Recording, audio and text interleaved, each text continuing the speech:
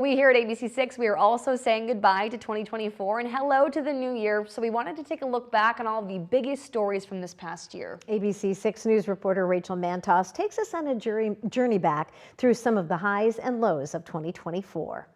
Whether it's breaking news, a press conference, shut off all his emergency lighting, or a community event, ABC6 was on the scene for every big moment of 2024. We were in the courtroom every day of Adam Fravel's month-long murder trial, right up to when he was handed a life sentence for the death of Winona mother Madeline Kingsbury. She would send me messages, and it always came up on my phone that it was from the world's greatest kid.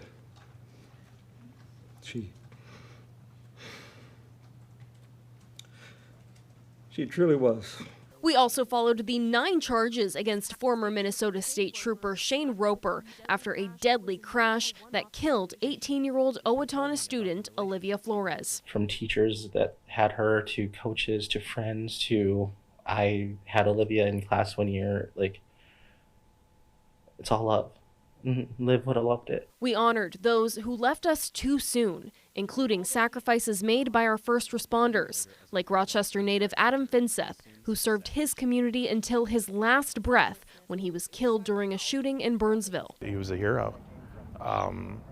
Before any of this happened, he was a hero. We followed new leads to Winstead, Minnesota and Wisconsin, tracking developments in the nearly 30-year-long investigation into the disappearance of Mason City News anchor Jody Huisentruit. Here we are again, and I hope someday soon, the next year, we go from being Find Jody to Found Jody. And spearheaded the investigation into Pure Prairie Poultry as the Charles City poultry plant faced accusations of mistreating and starving more than 1 million birds and leaving dozens of workers without pay. We can't get through the barns anymore because there is too many birds that are dying. When severe weather came storming through the area, we had you covered, chasing tornadoes in our Iowa counties to keep you safe. And we took to the streets as the Cedar River swelled in Charles City and Austin, flooding roads and homes. I came down and the river looked like an ocean. Even when hurricanes Helene and Milton struck the East Coast. It's just awful. Like, my hometown's gone, Asheville's gone, Waynesville is underwater. And so, like, anything I can do to help, I will. We supported your efforts to bring relief to families and strangers hundreds of miles away. I happened to catch a news clip about a man from Riceville, North Carolina, and he was talking about his loss. And I just thought in that moment, what if I would have been reading Riceville, Iowa? On Election Day, we stood by you at the polls, tracking every race from the city level to the White House. You have a say in how the future of the country goes, how the future of your local community goes.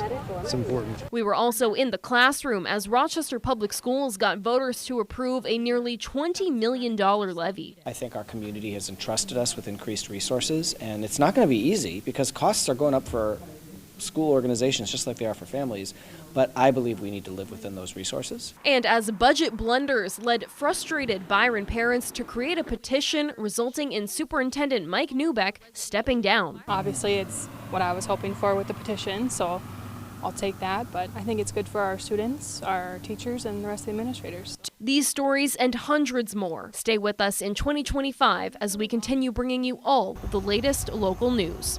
Rachel Mantos reporting for ABC6 News.